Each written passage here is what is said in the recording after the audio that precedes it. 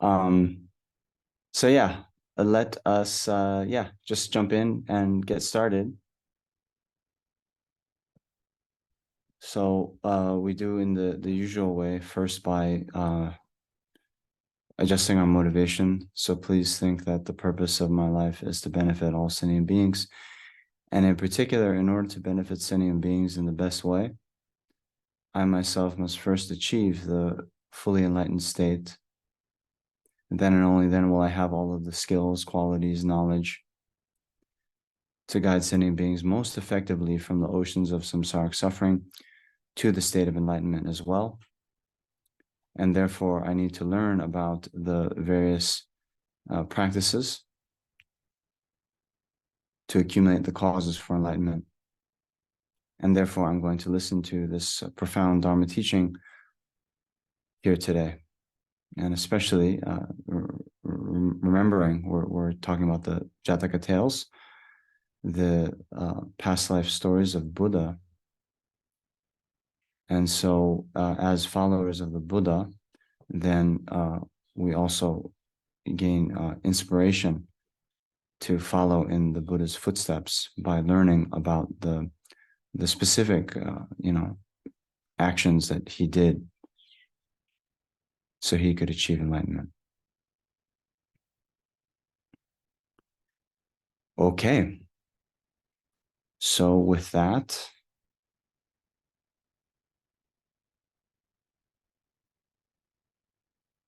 we'll do just, yeah, let's do the praise. So again, remember, all sentient beings in the space around us receiving the teachings with us, and then visualizing the Buddha in the space in front of us, thinking that it is nothing less than our own guru who is appearing in this form of Shakyamuni Buddha and has come here on this occasion to guide us and give us inspiration. So then recalling the qualities of the Buddha, Dharma, and Sangha and aspiring to generate those qualities within our own mind, then we recite the praise. Guru, teacher, Bhagavan, Tathagata, Arhat, perfectly complete Buddha, perfect in knowledge and in good conduct, Sugata, knower of the world, supreme guide of beings to be subdued, teacher of gods and humans, to you, Buddha, Bhagavan, glorious conqueror, Shakyamuni, I prostrate, make offerings, and go for refuge. Guru, teacher, Bhagavan, Tathagata, Arhat, perfectly complete Buddha, perfect in knowledge and in good conduct, Sugata, knower of the world, supreme guide of beings to be subdued, teacher of gods and humans, to you, Buddha, Bhagavan, glorious conqueror, Shakyamuni, I prostrate, make offerings, and go for refuge. Guru, teacher, Bhagavan, Tathagata, Arhat, perfectly complete Buddha, perfect in knowledge and in good conduct, Sugata, knower of the world, supreme guide of beings to be subdued, teacher of gods and humans, to you, Buddha, Bhagavan, glorious conqueror, Shakyamuni, I prostrate, make offerings, and go for refuge. When, supreme amongst humans, you were born on this earth, you paced out 7 strides, then said, I am supreme in this world. To you who are wise, then, I prostrate. With pure bodies, form supremely pure, wisdom ocean like a golden mountain, fame that blazes in 3 worlds, winner of the best, savior, to you I prostrate. With the supreme signs, face like spotless moon, color like gold, to you I prostrate. Dust free like you, the 3 worlds are not, incomparably wise one, to you I prostrate. The Savior having great compassion, the teacher having all understanding, the field of merit, with qualities like a vast ocean, to you, the one gone to thusness, I prostrate. The purity that frees one from attachment, the virtue that frees one from the lower realms, the one path, sublime, pure reality, to the Dharma that pacifies, I prostrate. Those who are liberated and who also show the path to liberation, the holy field qualified with realizations, who are devoted to the moral precepts, to you, the sublime community intending virtue, I prostrate. Do not commit any unwholesome actions, engage in perfect wholesome actions, subdue your mind thoroughly. This is the teaching of Buddha. a star, a defective view, a butter lamp flame, an illusion, a dewdrop, a water bubble, a dream, lightning, a cloud. See all causative phenomena like this.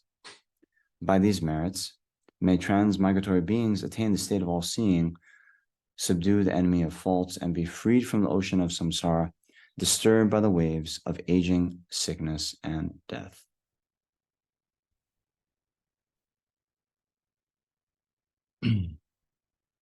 So,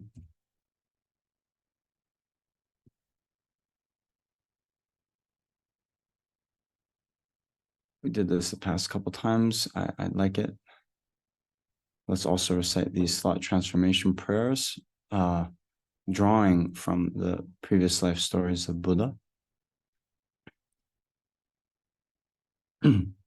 When teacher Buddha Bhagavan was prince liberating all on the path of the courageous ones, he gave away his son, daughter, and his kingdom. In the same way, may I be able to renounce without any sense of loss my family, friends, possessions, which are so dear to me. When he was king great courage, he fed the tigress with his own flesh. In the same way, may I be able to joyfully give this cherished illusory body to the host of Pishacha. When he was Prince Might of Love, he fed the yakshas with his own blood. In the same way, may I be able to give with compassion the warm blood of my heart, so difficult to cut, to the blood drinkers. When he was young water carrier, the son of a merchant, he liberated fish by reciting the Tathagata's holy name. In the same way, may I be able to practice giving the holy Dharma to the infinite beings destitute of Dharma. When he was Prince Great Meaningful Virtue, he was able to bear in gratitude with compassion. In the same way, may I cherish with great compassion those around me who disturb me with their ungratefulness and bad dispositions. When he was the Bodhisattva monkey, he rescued the evil man from the well. In the same way, may I benefit evil beings without discouragement and compassionately guide them without expecting favors in return. Alas, there is no one who has not been my mother and father, nor is there a moment of happiness in the realms of samsara. Therefore, may I be able to lead all my mothers, including the gods and demons who appear and exist from the realms of samsara. Okay, next one. When you were born as Maitara's daughter, you took upon your mind stream the suffering of all transmigratory beings. Likewise, may all sentient beings suffering without exception ripen upon my self-cherishing. When you were born in the vast depths of hell, you generated the mind that cuts off the door to rebirth in lower realms. Likewise, may all negative karma and sufferings of transmigratory beings without exception ripen upon me, and then may the lower realms become empty. Just like in your life story as the Rishi expressing patience, even though others say unpleasant words to me and strike me with weapons, may I especially come to benefit them with compassion, like a mother whose beloved son has died. As the Bodhisattva Chandra, you subdued the multitudes of wicked rakshas with the holy Dharma. Likewise, may I be able to subdue by myself alone all foolish, evil transmigratory beings without exception. As Prince Meritorious Power, you satisfied countless transmigratory beings with the flesh of your body. Likewise, may my body, in every possible way, also become a means of living for all transmigratory beings. As great being, you transform yourself into the chief of turtles and save the merchants from the ocean. Likewise, may I become a bridge, freeing all transmigratory beings without exception from the great ocean of cyclic existence. When you were born as the chief of rabbits, you skillfully ripened countless transmigratory beings. Likewise, may all who see, hear, remember, and touch me without exception be placed on the ripening and liberating paths. As ocean atoms, you made 500 prayers to liberate the transmigratory beings who in degenerate times lack a savior, just as you did. Likewise, may I too fully complete all prayers without exception. as wheel-turning king, rim of spokes, in order to accomplish the supreme field of Sugavati, you perform the three conducts for completing, ripening, and purifying. Likewise, may I too bring those conducts to completion. May I too train in the conducts of the powerful sons of the victorious ones, Savior Maitreya, Hero Manjushri, Samantabhadra, Akashagarbha, and so forth. Okay. So, Nicole, you weren't here for the first few sessions. It's okay. Better late than never, right? But in those first sessions, we talked about this past life story of Buddha that is also found in the Golden Light Sutra. So when he was young water carrier, son of a merchant, he liberated fish by reciting the Tathagata's holy name. Okay. So I know you often, and this is why you have the animals behind you there. You often volunteer at animal shelters. So thank you very much for that. So you might do this already, I'm not sure. But I had mentioned when Lama Zopa Rinpoche was here at Seta, at his house here, there used to be many animals, including some nice rabbits and dogs and geese, various animals. So he would perform animal liberation, and the first thing he would recite, and the thing he recited most actually was this Tathagata's holy name from the Golden Light Sutra. So it's Deshin Shepa, Rinchen Suktor Chen, yeah, La Chatselo. Yeah, you know that one? Okay. So now when you go and walk the dogs, you go to the Humane Society or wherever you might go, then don't just walk the dogs, but you can recite the names. So in general, Deshin Shepa Rinchen Sukto Chen La Chasalo, the Medicine Buddha mantra, Tayatam Bekenze Bekenze Ma Bekenze Bekenze Raja Samagadisoa, the Namgyalma mantra, Om Brum Soha, Om Amita Ayu Dade Soha, and then even Om Mani Padme Hum. But actually, any mantras, prayers, anything you can recite will be good. It'll give imprints to those animals. Just on this topic, so many of you will also know Rinpoche is very fond of telling this story, how Lama Yeshe was very fond of taking care of dogs. And at Tushita, in Dharamsala, I think he had 20 dogs. Okay. So sometimes, people would say to Lama, oh, maybe you should give some of the dogs away. And Rinpoche is very fond of saying, he would kind of imitate Lama Yeshe, and Lama Yeshe would say, I love my dogs, right? So when he was asked to give some of the dogs away, Lama Yeshe took the aspect of not being able to give them away.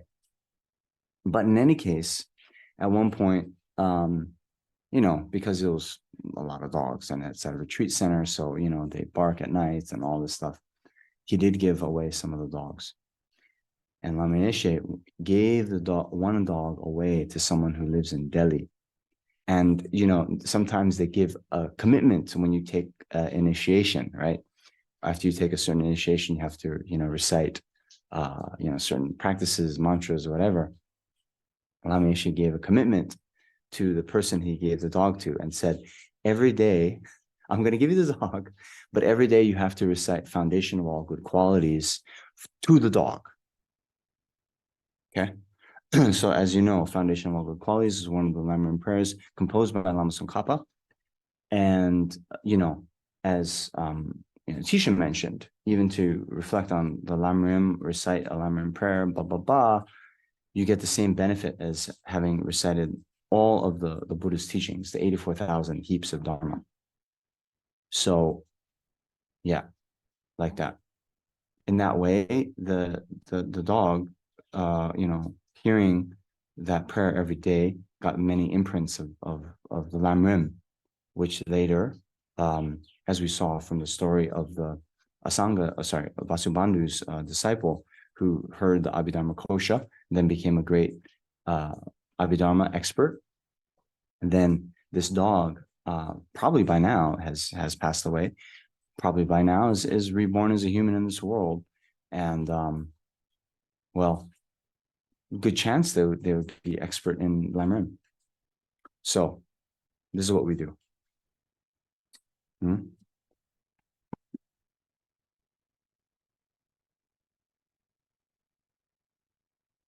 Okay.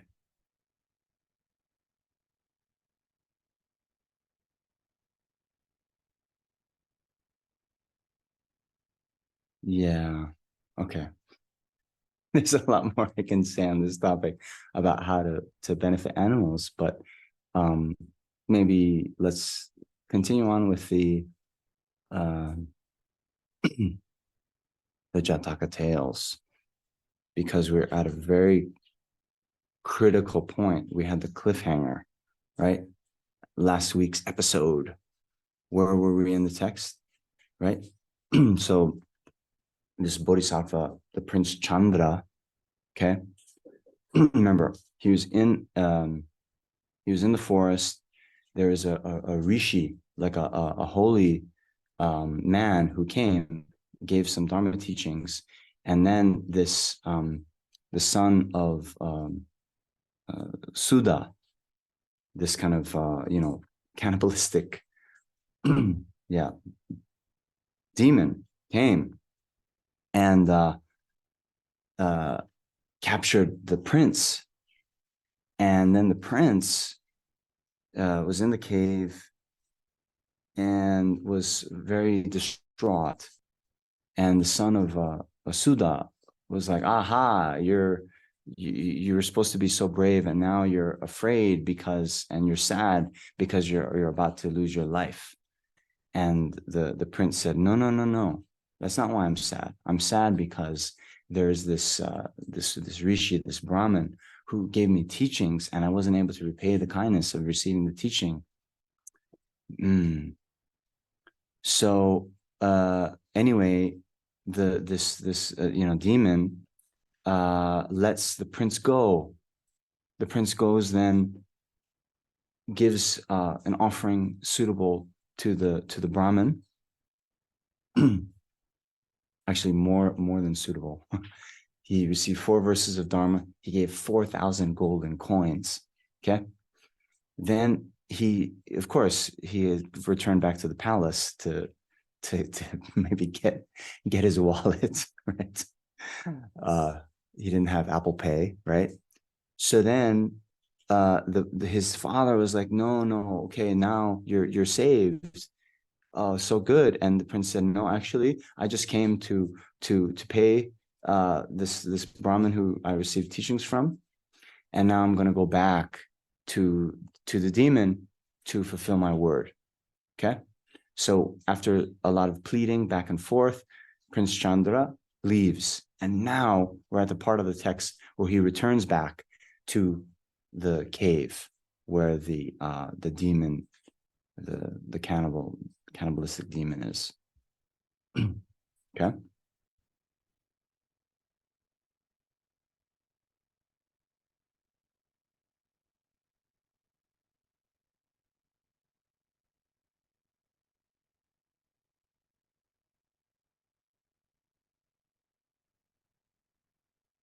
Okay.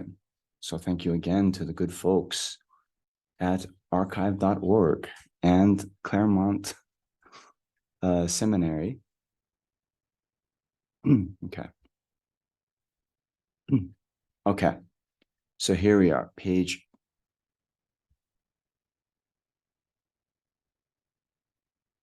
3. 57. Okay. Remember how we remember? My address used to be 357 and Bay's address now. Is it now? 357. See. So here. When the son of Sudasa saw the great being from afar, his feelings of utter amazement increased his respect and benevolence toward the prince, although his mind was stained by a cruelty that had become rooted through long practice. He still had the following clear thought. Ah ha ha ha! Wonder of wonders, miracle of miracles. The prince's noble truthfulness surpasses the human or divine. Although I am as fierce as death, he returns to me of his own accord, restraining all fear and worry. What constancy, what veracity, how fine. How apt that he is renowned widely for his truthfulness, for he sacrificed his kingdom and life for the sake of truth. Approaching the son of Sudasa, who is moved by wonder and respect, the Bodhisattva said, due to you, I attained valuable wise sayings, honored a supplicant, and gained a joyful mind. So here I am, returned. Eat me if you like, or assign me as a victim for your sacrifice. Okay, so also one point in the story, this son of Sudasha had already captured 99 other princes. Okay, he was on his way to try to collect 100 princes, and so this prince Bodhisattva Chandra, he was going to be the 100th. Okay, so son of Sudasha replied, "It is not yet time for me to eat you. The pyre still swirls with smoke. Flesh is only tasty if cooked on a smokeless fire. Let me hear these wise sayings instead." Okay. Why does a man such as you need to hear wise sayings? The Bodhisattva replied. Casting aside compassion for your people, you acquired this state because of your belly. But these verses proclaim virtue, and virtue does not fit well with vice. You followed the warped life of a demon, abandoning the path of noble men. There is no truth in you, let alone virtue. What use could you make of knowledge? Unable to endure this criticism, the son of Sudasha replied, "Not so, sir. Tell me, the king who does not raise his bow to kill a deer's mate in the pleasure park. Likewise, I kill men for my livelihood, but it seems I am wrong. But it seems I am wrong, but deer killers are not." Okay, you understand? So, okay, this little back and forth. While his fire is still smoky, the king of the son of Sudasha, saying, I'm not ready to eat you yet. So tell me these Dharma teachings that you've received. And then the Bodhisattva replies, well, these Dharma teachings, it's about virtue, it's about knowledge. And it's unsuitable for you because you are this cannibal. So therefore, it'll be wasted on you. So then the son of Sudasha replies, oh, wait a minute. So at this time, kings were very famous for going out, hunting, right? And so he's saying, hey, look, you're a prince. All the kind of royal caste, they, go out and kill deer in a pleasure park. And so, I kill humans, but it's the same. Killing is killing, right? So why am I wrong, for killing humans, but these deer killers are not? So the Bodhisattva answers, those who bend bows to shoot deer, fleeing in terror, are also not right. But much more culpable is the man-eater. It is wrong to eat men due to their high birth. Okay, so the Bodhisattva is answering, actually, you're right.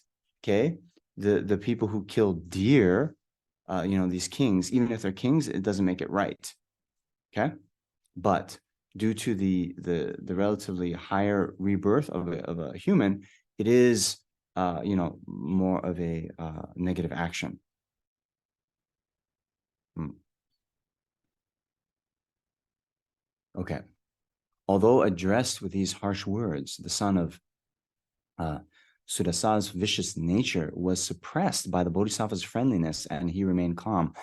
Laughing at the Bodhisattva's words, he said, "My good fellow Sutasoma, released by me, you went home, delightful royal riches surrounding you, but now you have come back. You are hardly skilled in pragmatism." Uh, that is not so, the Bodhisattva replied. In fact, I am very skilled in the path of pragmatism, which is why I do not wish to practice it. Why be skilled in something if its practice only brings a complete fall from virtue and a failure to gain happiness? Okay, so here the pragmatism that's being referred to, okay? So the pragmatic thing to do would be, once you're released, save your own life and don't go back to the person who's about to kill you, okay? Right? So in so doing, right, he would go against his word. So he's saying, why be skilled at something if its practice only brings a complete fall from virtue and failure to gain happiness? Moreover, staunch followers of pragmatism usually fall into a bad rebirth at death. So I've kept my promise in return, rejecting the path of pragmatism as crooked. And in fact, I show my skill in pragmatism by rejecting lies and delighting in truth. For experts say a good pragmatic action brings fame, happiness, and success. Okay, so here, the Bodhisattva is saying, you know what? Normally we think pragmatic action is going to bring fame, happiness, and success. So, right, the son of Sudasha is saying, well, now you've gone back, you're released, you're back in the palace, and you're going to be, famous as a prince. You're going to be happy and successful because you're in the palace, right? So, and then Bodhisattva is turning that on its head and saying, if that is how we define a pragmatic action, then actually doing this, keeping my promise, that's the real pragmatic action. Okay. So the son of Shirasa answered, you have sacrificed your dear life, tearful kinsman, and attractive royal pleasures. What benefit do you see in speaking the truth to protect which you have returned to me? There are many excellent virtues that come from speaking the truth, the Bodhisattva replied. Listen to a brief summary. Truth surpasses beautiful garlands in charm and every kind of flavor in relish. Through its painless attainment of merit, it exceeds austerities and the toil of visiting sacred sites. Truth is the path by which fame covers the three worlds, impatient to pervade mankind. Truth is the door for entering God's abode, for the bridge for crossing samsara's perilous flood. Excellent, how right, the son of Sudasha exclaimed, bowing before the Bodhisattva, gazing at him in wonder. He then addressed the Bodhisattva once more, saying, fear makes the others in my power lose all their bravery from despair. But you never give up your glorious fortitude. I believe you do not fear death, king of men. The Bodhisattva said, it is impossible to avoid death, however much one tries. What is the use of cowardice and other impotent remedies? But even though they understand the condition of the world, humans are numb by the fear they must die. Tormented by remorse for their evil actions, lacking perseverance in virtuous acts, they worry about suffering in the next world. But I do not recall committing a deed for which I should feel remorse. Pure conduct has become ingrained in me. Who established in virtue would fear death? So this is very important.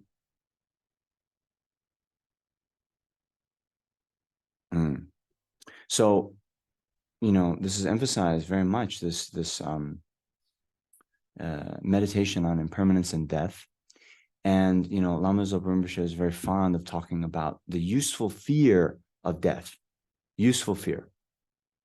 But actually, okay, we don't need to fear death itself. We need to fear death if we haven't practiced Dharma well, right? Right. So here, who established in virtue would fear death? They say of the three, kinds of mindset you could have at death, those best practitioners, well, the best of the best, they're already achieved enlightenment. So they have absolutely nothing to fear. Even short of that, you would have the perfect ability to direct your exactly what kind of rebirth you have, right? And then also nothing to fear by death.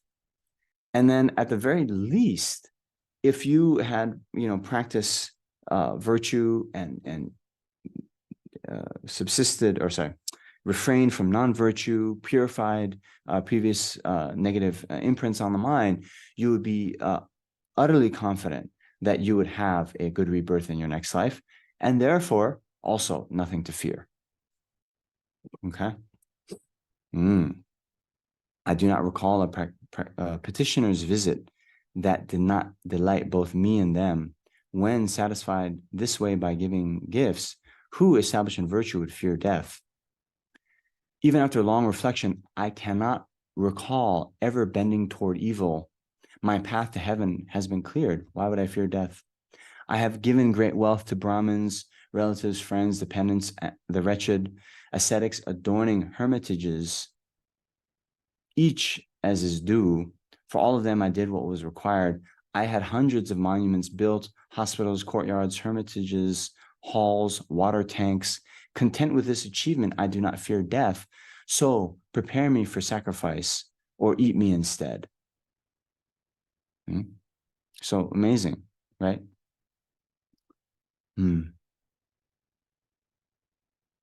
Yeah. Wouldn't this be nice? We said this in the last lecture. In the Sangata Sutra, this person realizing he's about to die, right? Saying, at the time of death, nothing is going to protect me except for the ripening effects of the virtue I have done, right? So then, can we aspire to this? Like at our time of death, we can look back. Okay, maybe we can't be able to say this. I cannot recall ever bending toward evil, right? But at least to have a like a long list of all the virtue that we've done, and we can look back at it and rejoice. That'd be nice.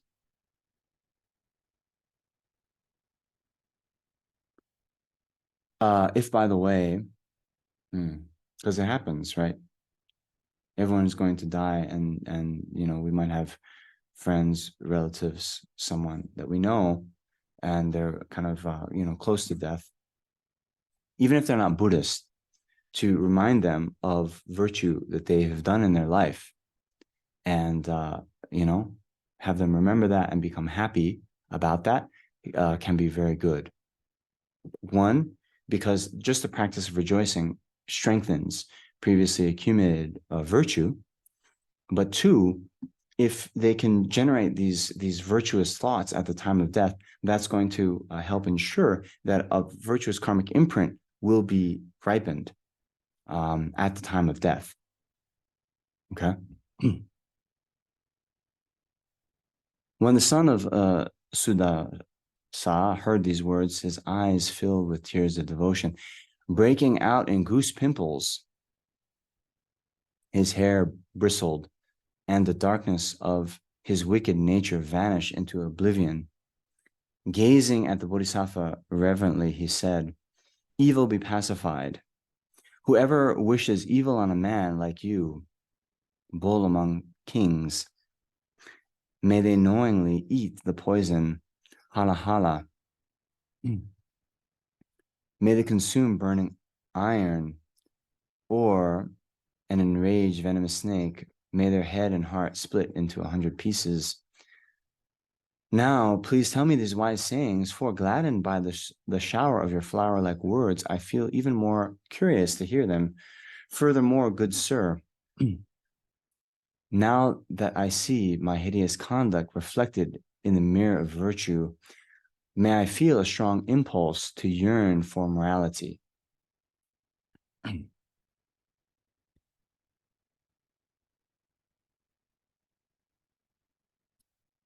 Okay. I'm going to bring up this very verse. Remember last week I mentioned that this birth story of Buddha is in the Liberation of the Palm of Your Hand. Last week when I tried to find it, I found another story, but I found the real one. So we're going to go after that. But this one here, right? Now that I see my hideous conduct reflected in the mirror of virtue, may I feel a strong impulse to yearn for morality. So actually where it comes up in the Lam Rim is in the section on how to listen and reflect to the teachings. And so there's the 6 attitudes, right? Anyway, but the point is, we always talk about the Dharma being like a mirror, right? Where we use the Dharma to see our own actions, right? So now this cannibalistic, demon, seeing then and hearing just a little bit of how this bodhisattva is thinking about his own life, then sees his own conduct as being hideous. And so now that impels him to yearn for morality. Okay? So the bodhisattva realized that the son of Sudasha had become a suitable vessel for instruction and that his mind had become inclined toward hearing the teaching. And so he said, a person who desires the teaching should listen to it with proper deportment. Nice word. Look here. Reveal your fine modesty by taking a lower seat, as if relishing the honey-like words with your eyes filled with joy, with a pure and calm mind, intent and moved by respect. Listen to the teaching reverently, like a sick man listens to a doctor. Okay, so we have those 6 attitudes. Listen to the Dharma, you being a patient, Dharma being like medicine, teacher being like a doctor, that sustained effort will be the cure, that Tathagatas are excellent beings, and the thought that the teachings abide for a long time. Okay, so anyway, that's the source. The son of Sudasha then draped his cloak over a stone slab, helping the bodhisattva onto this higher seat. He sat down before him on uncovered ground, gazing earnestly up at his face. He then asked the great being to speak. As if filling the forest with his penetrating voice, deep and delightful like the rumbling of a fresh rain cloud, the bodhisattva then spoke. Even randomly meeting a virtuous person just once creates something firm and enduring, requiring no constant attention. Okay, so this is reminds me.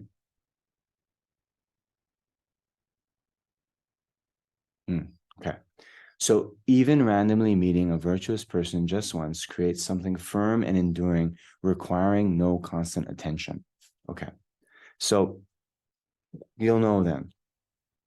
The last verse of the first chapter of Bodhisattva Charyavatara, right? So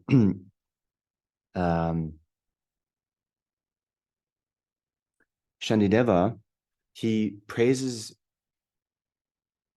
the mind of bodhicitta and saying, he praises or prostrates to whomever this precious mind of bodhicitta, in whose ever mind it's been born.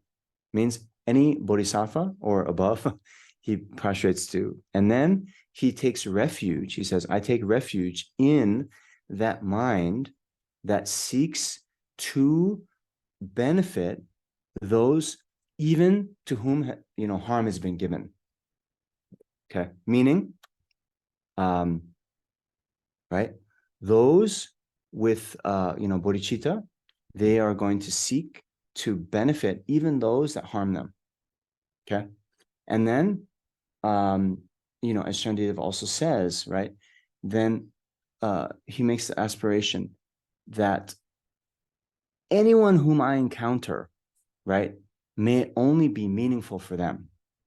Okay, and so even without giving like a Dharma teaching, okay, even just meeting a virtuous person, you're creating a connection with them, right?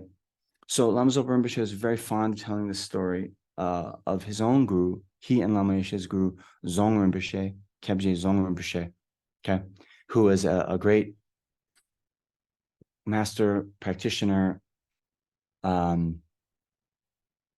did many years of retreat. And actually, those of you who don't know, then when the Tibetans came to India, many of you might have heard this place, Buxa.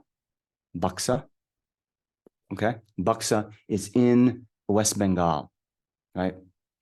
A place in northeast India. It had actually been like a kind of prison where Nehru and some of the others. Yeah, I think Nehru, maybe Gandhi also. Some of the ones who are seeking independence, all right, for India, they were imprisoned there.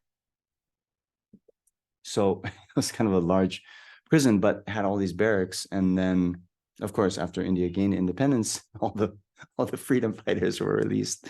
But they had this big place, so they housed the Tibetan refugees there. So Zong Rinpoche, he especially gave a lot of tantric teachings there, and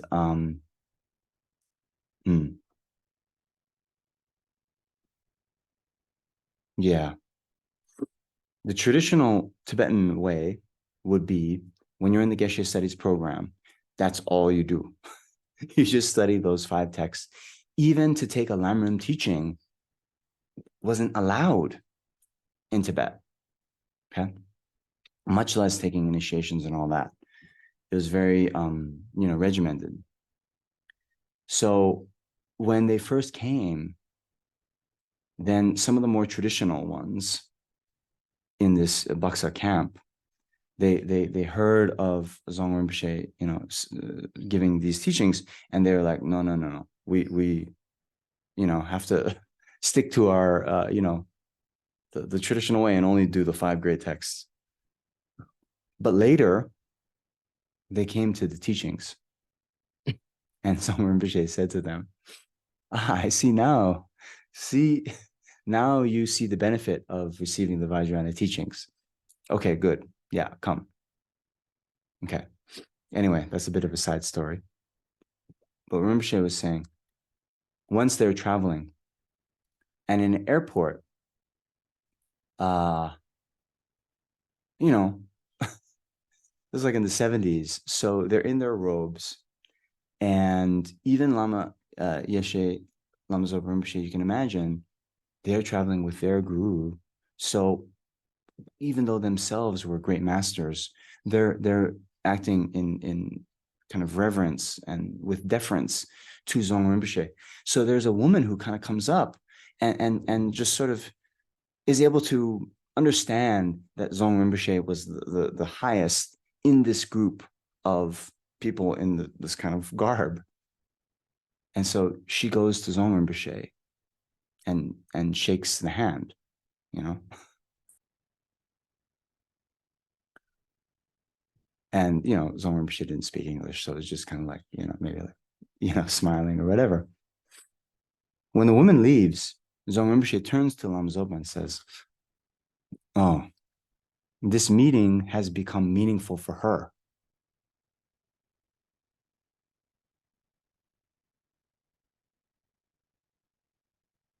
Okay, so Lama Zopa Rinpoche, he brought this up in the context of, yeah, we can say this. There is okay, so Zong Rinpoche was a very great Haruka practitioner. Okay, Haruka is one of the yidams of High Soka Tantra, and in the Haruka root tantra, yeah, maybe it's, yeah, it's not, yeah, okay. Anyway, I'll say it says that those who practice this tantra, okay, even you meet the person who practices the tantra, even you're born on the same day as them, you never meet, but you're just born on the same day, you'll have all these benefits accrue. Your negative karma will be purified. You'll be born here. You'll be just like zooming to the path to enlightenment. So Rinpoche said, oh, it's because his guru Zong Rinpoche was such a great Haruka practitioner that then he was referring to this benefit. This person, it became meaningful for them because they met me. Okay. Now, Zong Rinpoche, he's not proclaiming this. He didn't mention this in advertising or anything, but just kind of made this offhanded comment to Lama Zopa Rinpoche. And that's what Rinpoche took from it.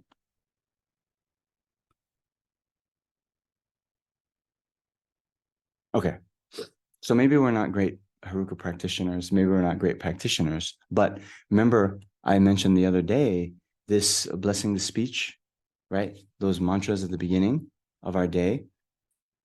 So there's the one, and then the benefit is even reciting that mantra 4 times, 4 or 5 times in the morning, and then everyone that we come into contact with that day, Rinpoche said, it's like we become a walking stupa. Okay. So it's very, very important, you know? If we recite 10 malas of Om Mani Padme Hum a day, then also there's benefit that then the elements that touch our body gets blessed. So especially, you know, if you go to the ocean for a swim, good. Recite 10 malas of Om Mani Padme Hum first, and then the whole ocean will get blessed and all the beings inside. Okay?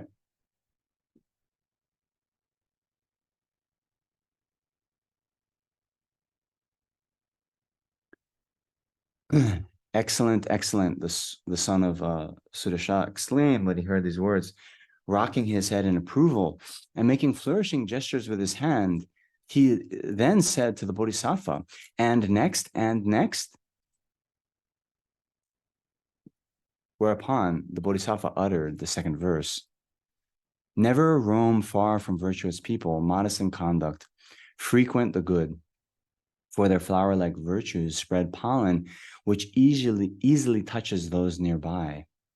The son of Sudasha replied, how right to use your wealth to honor these sayings, virtuous prince, dedicating yourself entirely and without regard for hardship.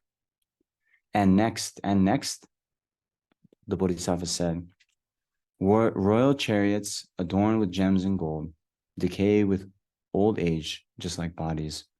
But age cannot surpass the merit of the good, for good men have a strong love of virtue.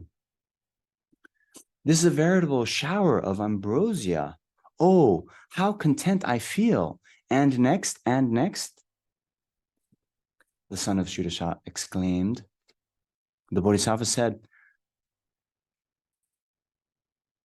however far the sky is from the earth, or the ocean's near shore from its far shore, or the rising of the sun from Mount Sunset, the morality of good is further from the bad.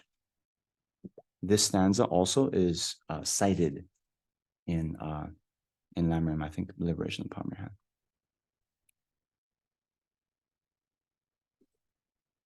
Feeling a mixture of affection and respect, as well as devotion and wonder, the son of Sudasha addressed the Bodhisattva, saying, "The meaning of these delightful verses blaze brightly with beautiful expression.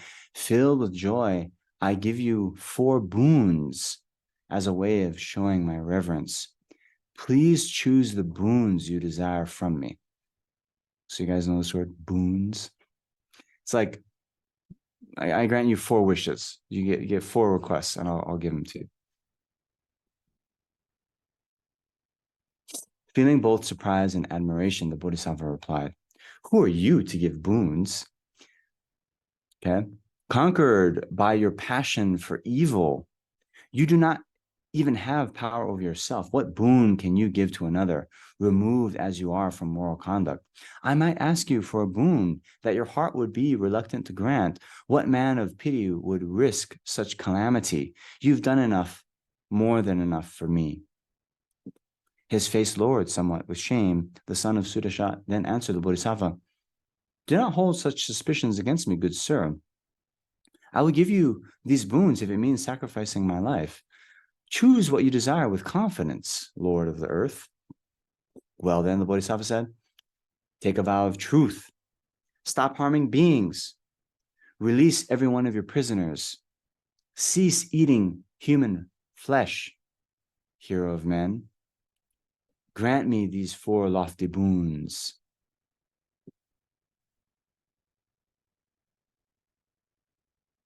The son of Sudasha replied, "I grant you the first 3 boons, but please choose another 4th. Do you not understand? I cannot desist from eating from human meat."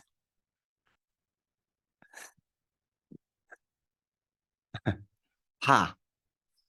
It has turned out just as I said," the Bodhisattva exclaimed. Did I not tell you who are you to give boons? What's more, sir, how can you take a vow to speak truth and not injure others if you are unwilling to renounce eating human flesh? King, did you not say earlier that you would grant these boons if it meant sacrificing your life, but things have turned out differently? How can you stop harming others if you kill men for their flesh? In that case, what is the value of the 3 boons you gave me? The son of Sudasha answered,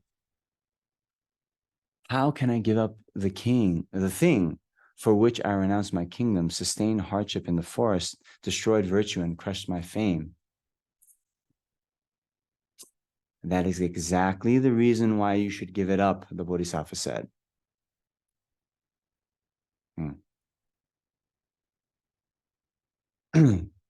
How could you not give up the unbeneficial state for which you fell for morality, success, happiness, and fame? Only people afflicted with miserliness regret a gift they have given. How can that base quality overtake a man such as you? Cease your aimless wandering after evil. You should become aware of yourself, for you are, in fact, the son of Sudasha. There are meats and fish, domestic and wild, tested by physicians, prepared by expert cooks. Let your heart be satisfied by them. Cease the deplorable practice of consuming human flesh. How can you delight in the secluded forest, abandoning your relatives, children, and pleasant entourage, leaving the music of instruments soft as rumbling rain clouds, the soft singing at night, and all your royal pleasures? Do not be controlled by your emotions, king. Follow a path that conflicts with neither morality nor profit.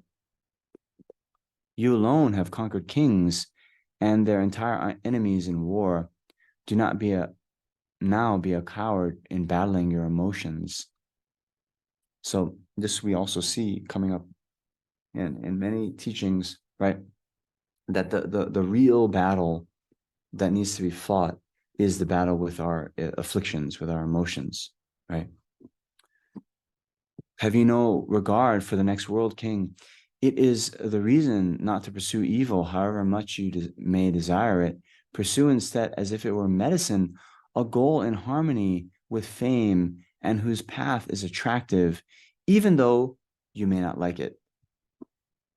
The sons of Shuddhasa's eyes were filled with tears of devotion. With a choked throat, he went straight up to the Bodhisattva and embraced his feet, saying, how right, that the world is pervaded everywhere by your fame, by the pollen of your flowery virtues, and the fragrance of your merit. Who else but you would feel pity for me, a wandering criminal, vicious as death's messenger? You are my teacher, guru in divinity. I honor your words with bowed head. I'll never again eat human flesh, Sutta Soma. I will do whatever you tell me.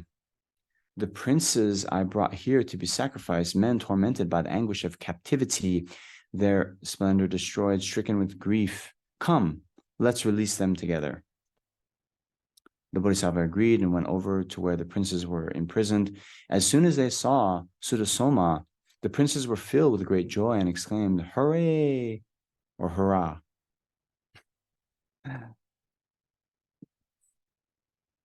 We have been freed. As at the sight of Sutta, the princes burst into delightful laughter, gleaming like heaps of white lilies opening as autumns start when aroused by moon rays. Approaching them, the Bodhisattva comforted the princes and returned their greetings, speaking to them with friendly words after he had made them swear not to harm the son of Sudasha.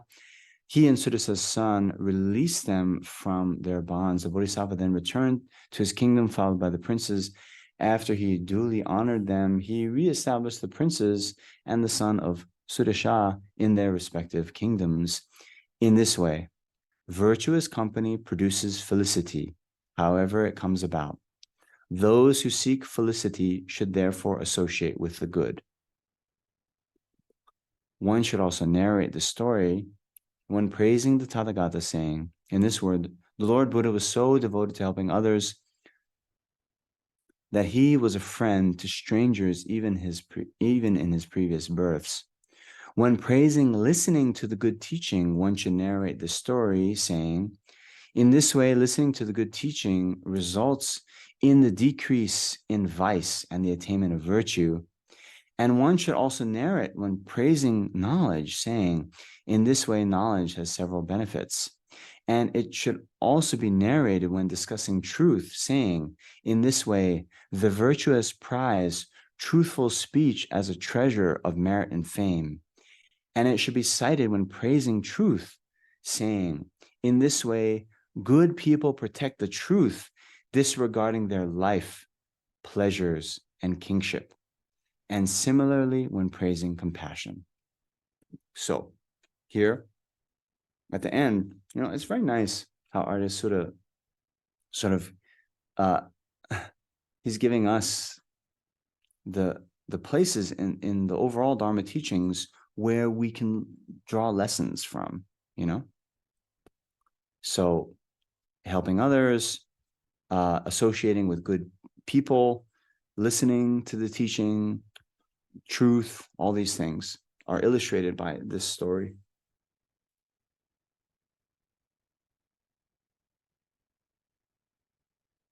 So that's that. But as promised,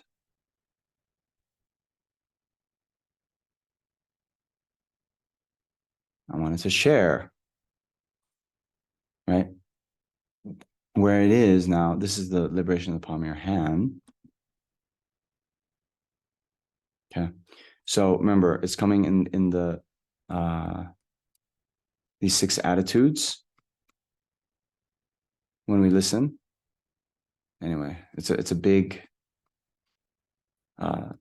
topic that comes up at the beginning, right? Abandoning the three faults of a vessel, and then developing the attitude, the six helpful attitudes, right?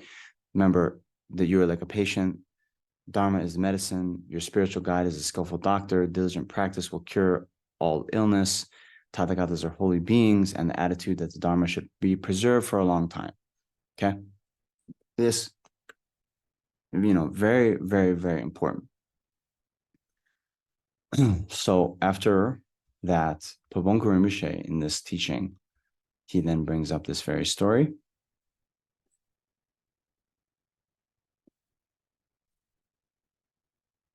So I'll just mention this, okay? So when listening to the Dharma, these are crucial. The reason for attending teachings is to bring some pressure to bear on your mind stream. Otherwise, your mind will only stay the way it is. And if you have experienced no change after listening to a teaching, then there's been absolutely no benefit to your mind stream, even though the instruction may have been particularly profound and you listen closely. An illustration: you need to look into a mirror to see whether your face is dirty. Then you can remove any dirt that may be there. Examine your own mind stream and behavior in the mirror of Dharma. You listen to the Dharma to tell whether your mind has any flaws. If you find any, you should be distressed and think, has my mind come to this? You'll then want to do all you can to rid yourselves of the faults. The Jataka Tales tells us, when I see the form of my evil deeds clearly in the mirror of Dharma, my mind is horribly tormented. I shall now turn to the Dharma. So this is what the, son of Sudasa says, right? And then Pabonka Rinpoche recounts this story. Okay. So you see here,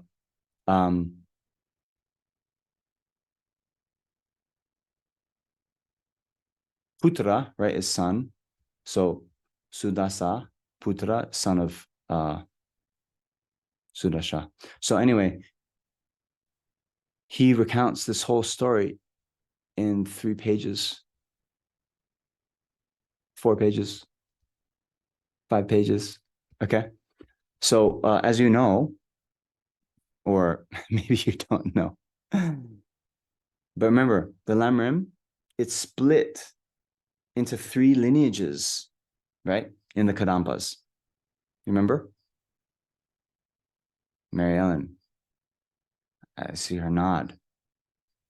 So we have the extensive treatise lineage, the Lamrim lineage, and the Mengak, the kind of pith instruction lineage. So the Kadampas, the extensive treatise lineage, they studied 6 texts. Mary Ellen, or anyone, do you know those 6?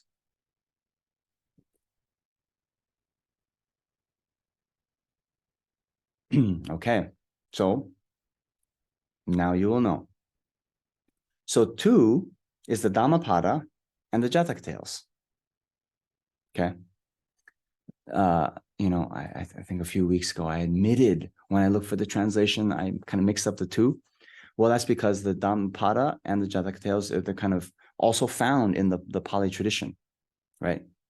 In the Pali canon, those texts are there. Okay. Now, those are the 2. Then the 2 texts from Shantideva, Bodhisattva Charyavatara, and the Compendium of Trainings, Laptu. And then they also studied the Ornament of Mahayana Sutras by Maitreya and the Bodhisattva Levels by Asanga. Okay. So remember, Maitreya, he wrote 5 texts. I like saying remember, even if it's new to you. Remember the 5 texts by Maitreya. So there's the 2 ornaments, right? The Ornament of Mahayana Sutras and the Ornament of Clear Realization. Here at Sera, we now study the Ornament of Clear Realization. We don't explicitly study the Ornament of Mahayana Sutras. Ornament of Mahayana Sutras actually is, of course, it's a great text. And we study certain topics from it, but it's written from the perspective of mind-only school. And so we study more the ornament of clear realization, which is written from the standpoint of the Madhyamika school. Sautrantika Madhyamika, but nonetheless Madhyamika. Okay. So I did want to open it up for questions, but I will just say this, okay? If we had more time, I would go through the story as how, you know, Pabong Rinpoche relates it, but it's basically the same, you know.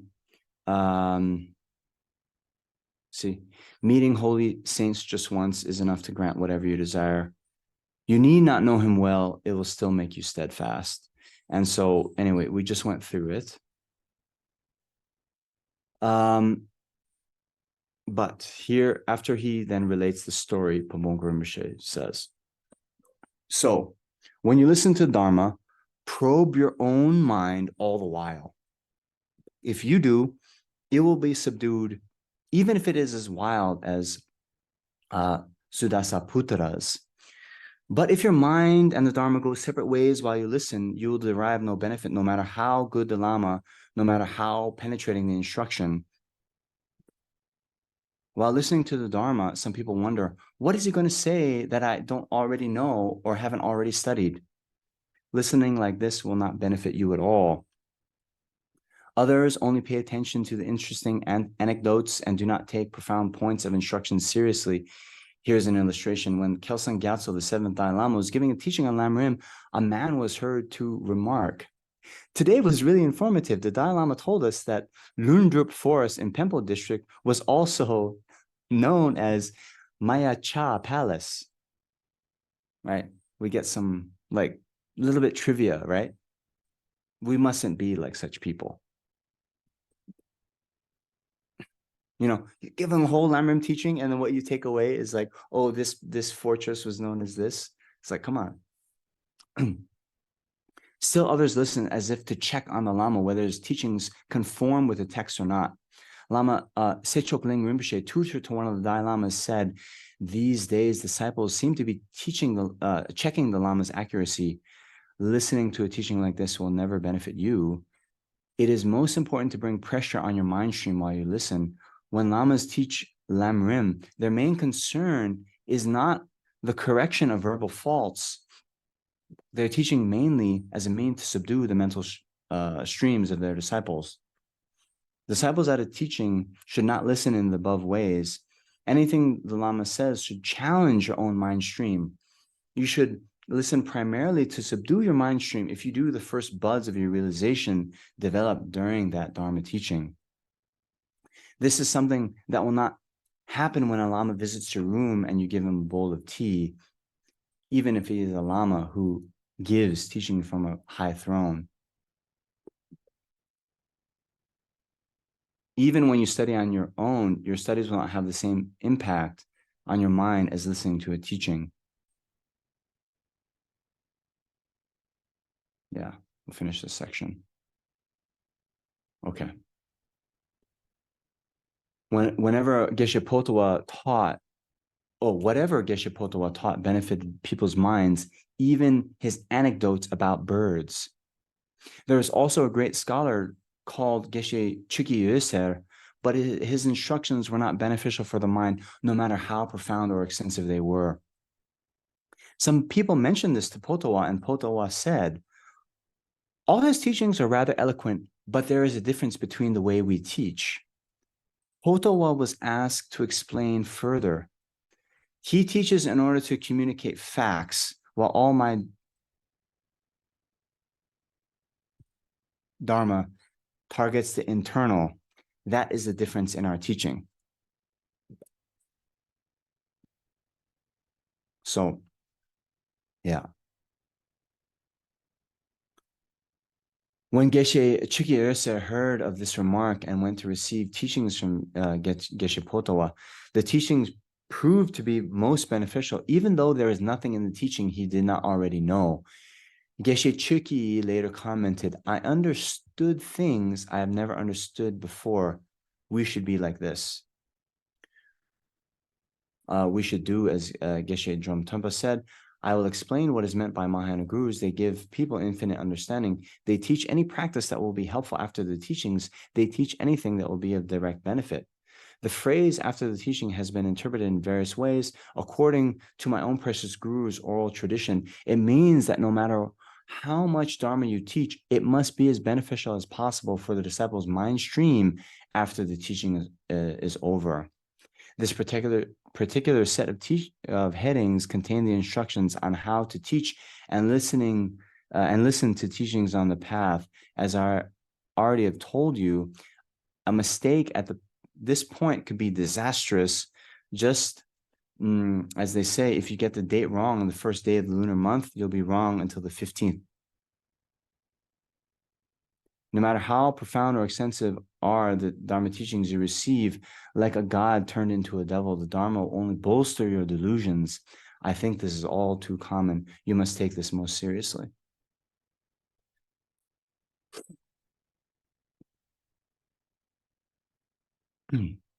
So, a very, very, very, very important point.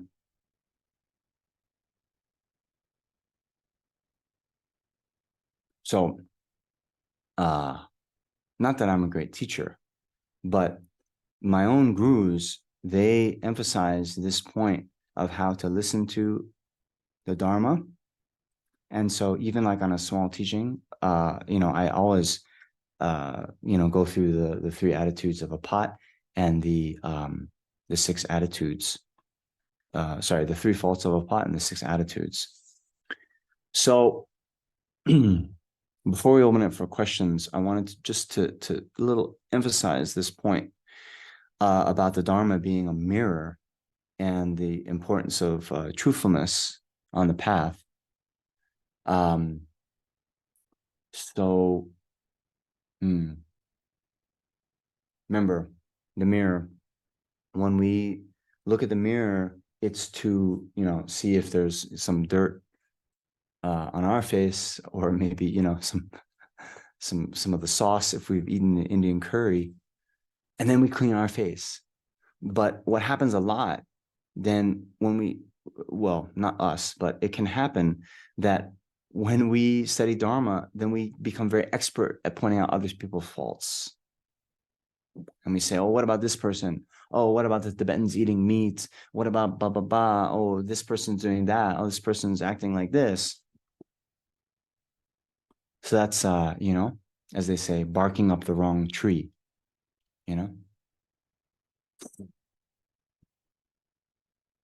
The Dharma is to, subdue our own minds. And, therefore, we should see what kind of afflictions are going on in our own minds. And along with this, we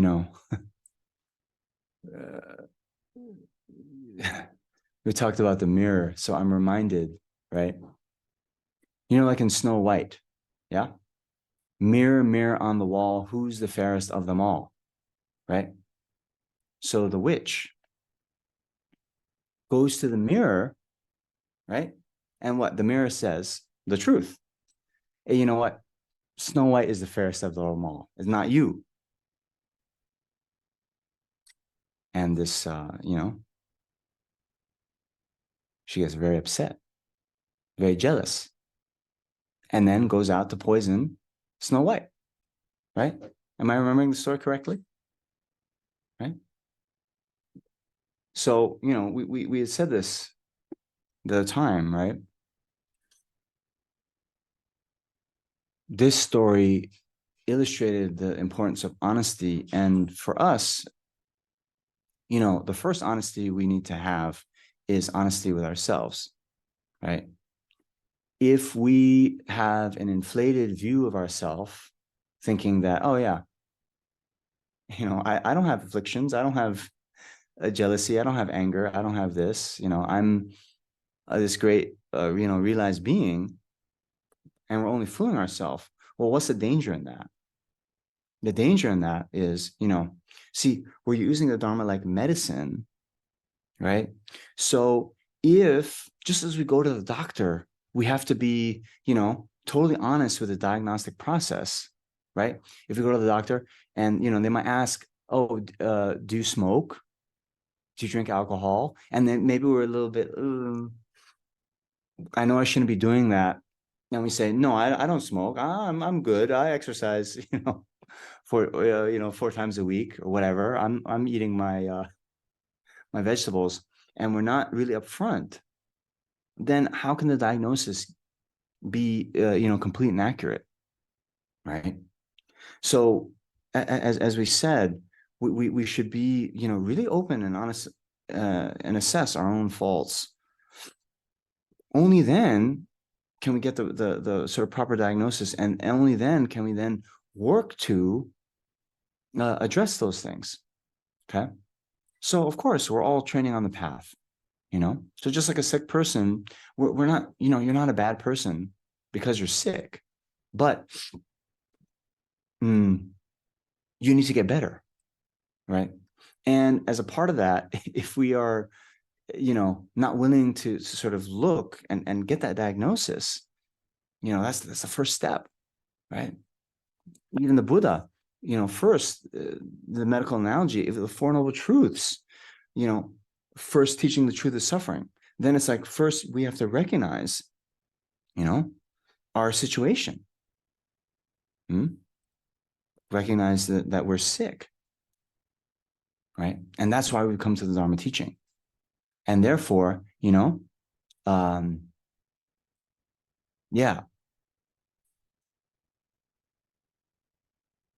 when in Snow White, mirror, mirror on the wall, who's the fairest of them all? Then the wicked queen just wants their ego bolstered up, right? And wanting the mirror to say, "Oh, you're the fairest of them all," right?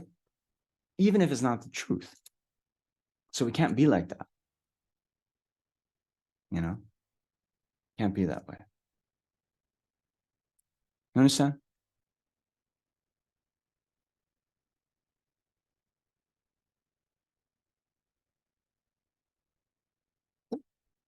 The danger is, and I've gone through this, before I met Dharma. You see, we don't want to look at our faults. Yeah. Then that means if we don't want to look at, that means we're also not working to correct them.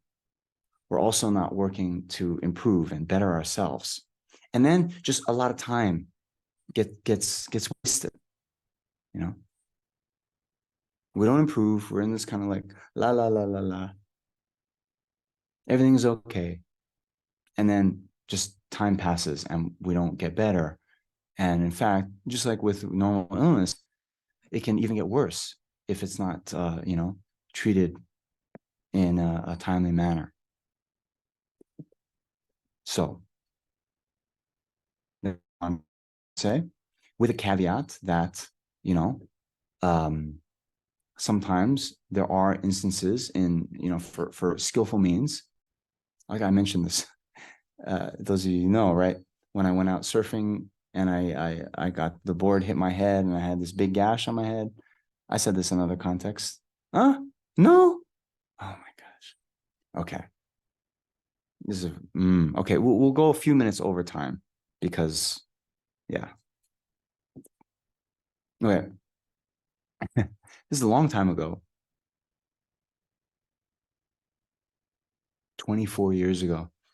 I went out surfing and okay, this was I was in Hawaii and I was about to leave. It was like a week before I was going to move to New York, where there's no surfing.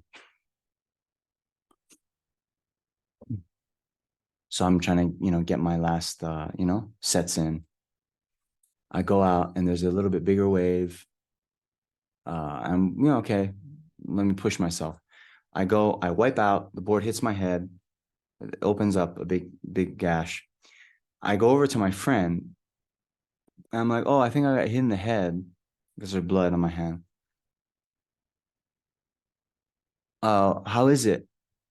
And my friend, he says, oh, you know, yeah, it's not so bad, but let's go in. Let's go in. I'm tired. So as I'm paddling back, this is like a quite offshore break, right? So you have to paddle quite a while. As we're paddling back, I see like, like blood in the the place here. Uh-huh, that's interesting. Anyway, we get back and then he's like, okay, let's take you to the emergency room. Let's go to the hospital. Okay. So I am in general queasy about blood and these things. So my friend actually, you're very skillful. If you told me right there, we're out, probably half a mile from shore, and it's like, oh my God, starts freaking out. I would freak out. I might not be able to get paddled back into shore. Okay. So there is some room for like skillful means, but in general, uh, yeah, we need to be honest with ourselves about our current state, and then and only then can we, do what we need to do to improve on the path and get better. Okay. So with that, I will open up for questions.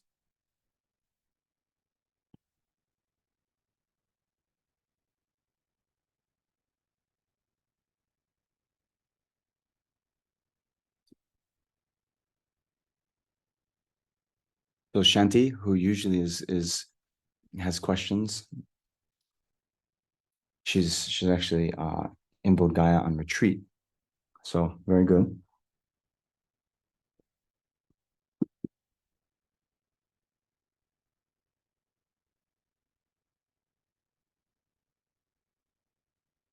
I was gonna ask about skillful means, and you just answered it with your story.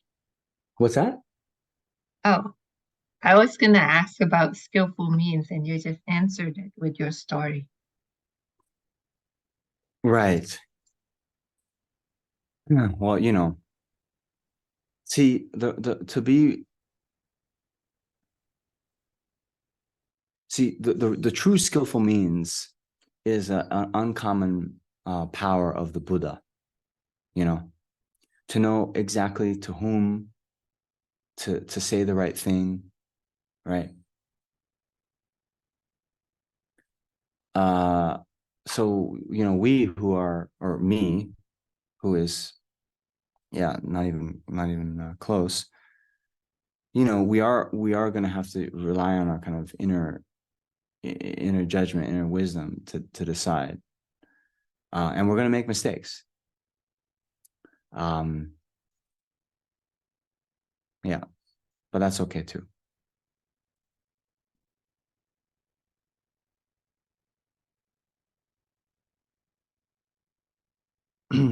Okay.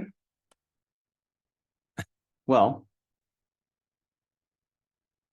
if there are no other questions, then we can wrap up here for now. So, Maybe offer the mandala. okay. Yeah.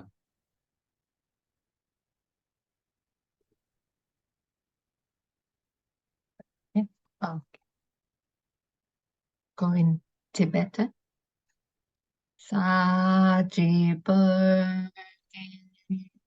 Chúc trên mê tô Ram ri rap linh chi ni đề kiên ba đi tăng kiến sinh du mê tế hữu vai Nam Jing, Zhi Bar Shu, A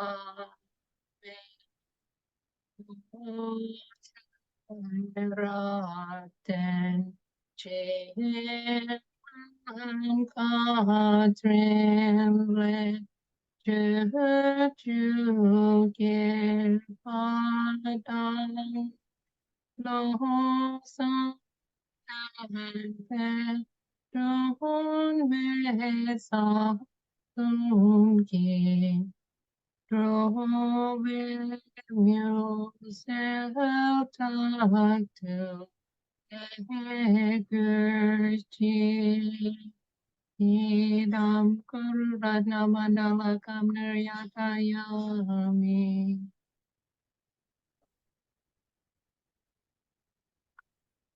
Okay. So we'll just close before dedication by saying thank you to Bay, all the good people who made this teaching possible, all of you for coming.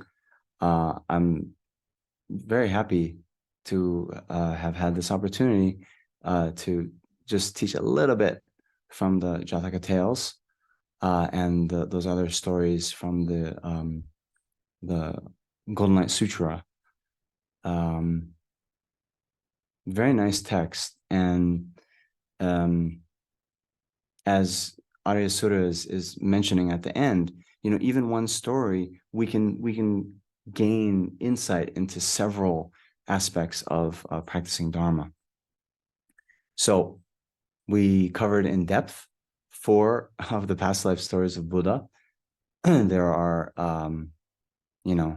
many others. So, maybe at another time. Usually what His Holiness does now, he just tells one story a year at Losar time. So, of course, hopefully, and why don't we transition to the dedication? So why don't we dedicate all of our merit accumulated in our time here during this course, as well as all the merit accumulated in the past, present, future, by the number of ascending beings and numbers of Buddhas, for the long life of His Holiness the Dalai Lama. Some of you know he was going to come to South India for a month, and those teachings have now, and his trip has been canceled due to health concerns. So may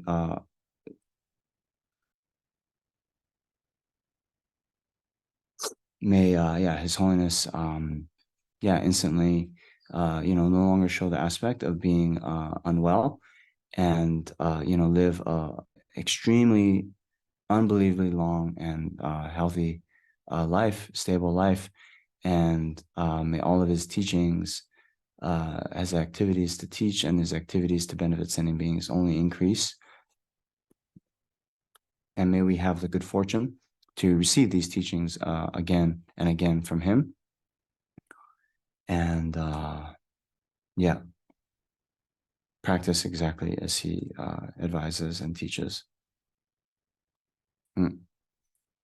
Then also all the teachers that we've no longer have the good merit to receive teachings from directly, particularly Lamas of Rinpoche, Geshe Chimit setting.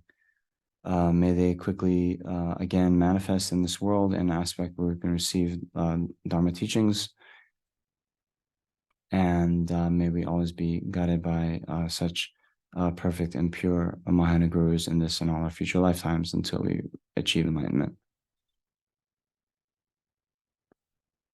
Then we also dedicate that, may we be able to practice just like the Buddha practice, making bodhicitta our essential practice, practicing the 6 perfections, and quickly attain enlightenment.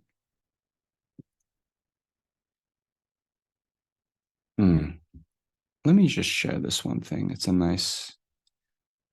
came up to me.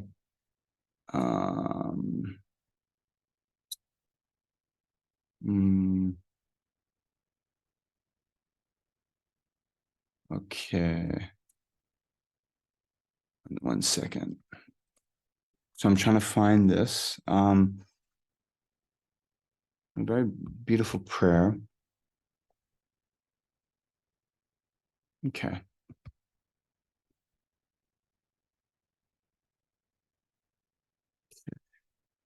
So this prayer to be reborn in the land of bliss.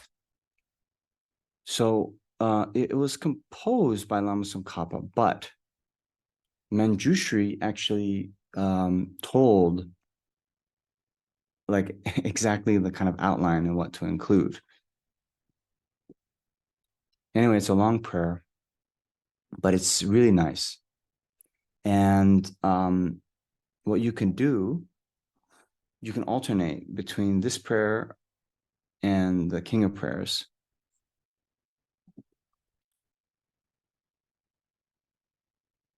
But I'm just going to,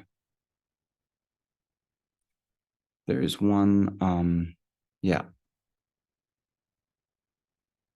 one verse I wanted to do from this, okay?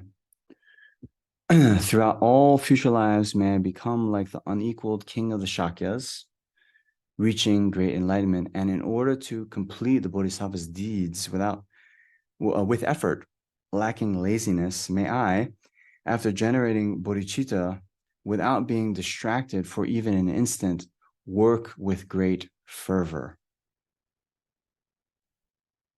Yeah. So this section of the prayer, we sort of pray to be like Vajrapani, Medicine Buddha, all these other Buddhas, Amitayus. But here, since we've just reflected on Buddha's past life stories, then we dedicate that we can become like him. Of course, all the Buddhas have the same, level of realization. So it's not that if we become like Shakyamuni Buddha, we won't have all the power of Vajrapani or the compassion of Avalokiteshvara or the wisdom of Manjushri. Okay. So don't worry about that. Okay. Thank you very much. And yeah, we'll leave it at that. Thank you very So- much, John. Thank you very much. Thank you to the organizers. Thank you. Okay. Thank you all. Wish you all the best, and we'll see you next time. Thank Okay. you. Okay. I hope your exam went well last week. Ooh, bae, we're trying to end on a high note. Okay. What kind of this recording? I'm joking. So actually, this is important. I was going to mention this actually in the context of the mirror and being honest with yourself. So the exam, it's like that, right? We say when we go to the doctor, it's a doctor's examination, right? So they examine you. So the exams we take in our courses, it should be like that. Then we're able to assess what we know and what we don't know. And then we have to be very honest. I didn't know what I thought I knew. Or I didn't study well enough to know what I should have known by the time the exam came around. So in that sense, you can say, but you know something. Instead of like thinking about what you don't know, like what you do know, like that's also very important. I'm saying that to you and I'm saying that to myself. Okay, you get some questions wrong, but you get some questions right. That counts too. Nicole. Okay, so Nicole, you should also know is practicing self-compassion, which is good. I need to do that. So yes, there is that side of it too, and rejoicing in the good and all that. So that's good. That's fine. But There's another saying actually from Jataka Tales. The fool who thinks they are wise is the real fool. The fool who knows they're a fool is at least wise in regard to that. You know what I mean? So this is what we were talking about with the inflation, right? Oh, I think I mentioned someone I met. I'm not going to mention anyway. I met someone in a Dharma center somewhere. I'm not going to tell you where. I'm not going to tell you who. But they came up to me after the teaching and they said, I have the same level of realization as Shakyamuni Buddha. Right? If that's the case, Tashirle, right? Okay, you don't need to, I'm not gonna teach you anything if you're already enlightened. Okay. So yeah. No, anyway, I appreciate the comment, and it is actually my own tendency to beat myself up a lot. And so I am also working on the self-care, self-compassion element of it. And just, actually that was my main preparation. What I did is to focus on the positive and focus on the fact that, the fact that I'm just showing up at this exam and not, although I wanted to, be like an ostrich and put my head in the sand or, whatever, run away. The fact that I didn't do that is something, It's actually very interesting because, we're given 238 questions. Okay. You know how the debate exam works, right? There's 238 questions that are given at the beginning of the year. What we're supposed to study this year is like maybe 550 pages. From those 550 pages, 238 questions. We arrive at the exam. There's a table, 5 judges on the table in front of them, full of envelopes. The envelopes have 2 questions in it each. You pick an envelope, you read the 2 questions, and you have to debate one of the 2. Okay. So of course, among the 238, there's a few questions that I'm like, oh man, if I get this one, I'll be able to really debate well, right? There's some questions like that in anything, right? Even the best in the class. There's the ones that you're like, yes, I know those topics very well. I have a good debate. There's some that's like, meh, but it's like the bell curve, right? Some you don't know anything, some you know a lot, and the rest are kind of in the middle.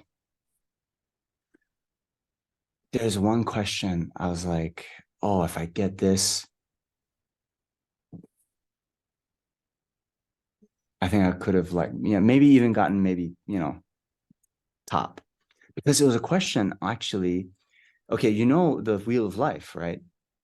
The Wheel of Life, that is supposed to be painted on the wall at the entrance of the monastery. Okay, now that's one of the topics. It's one of the topics we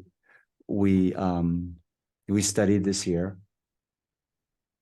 How to build a monastery, like the dimensions, blah, blah, blah, But there's one question about the Wheel of Life.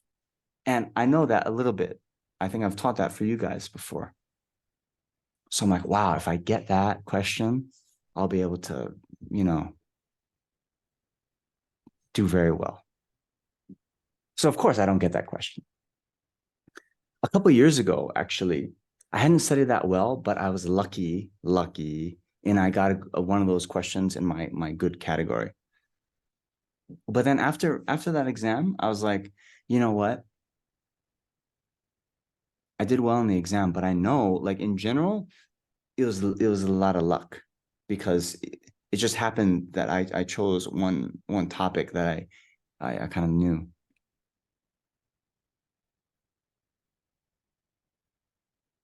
Anyway, 2 other people, because then you have to listen to everyone else.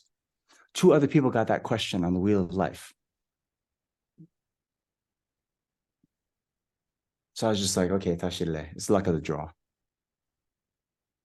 But it's actually good because you see the other way, right? That year, then you place high, but actually, you know what?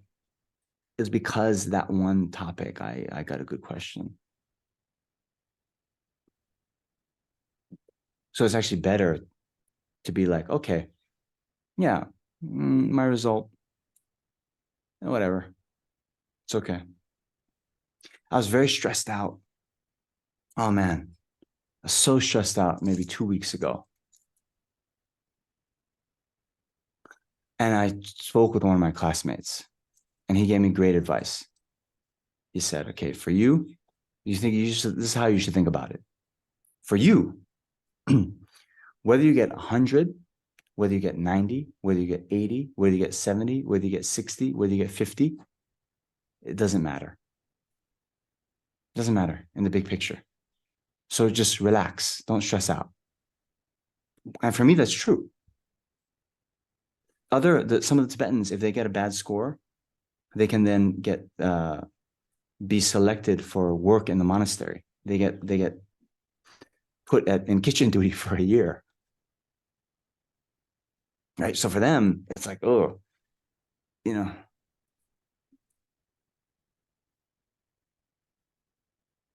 So anyway, the exam, you don't study for the exam. The exam should help you study. So knowing that, okay,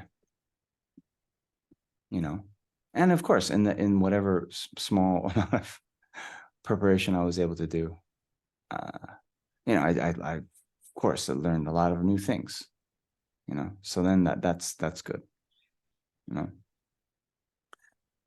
But now, practice that self-compassion too. So thank you. Okay, let's leave it at that. I just want to say that I brought this up because I'm so grateful that you still showed up to Tisha the past months despite your exam schedule. Oh yeah, yeah. So me too. And so even and that's the point. Like, given a choice, right? It's very interesting. I'm reminded, and sorry if I'm taking more time, but usually we had 2-hour sessions at Ocean Compassion. This time was 90 minutes, so I'm taking extra time. There's a very interesting study that was done, right? Okay, I think there's at like Princeton Theological Seminary. Okay, and what they did, they had the students and they told them, okay, you're going to give a talk on compassion in this auditorium, right? For other students. Okay. And anyway, they're in another building.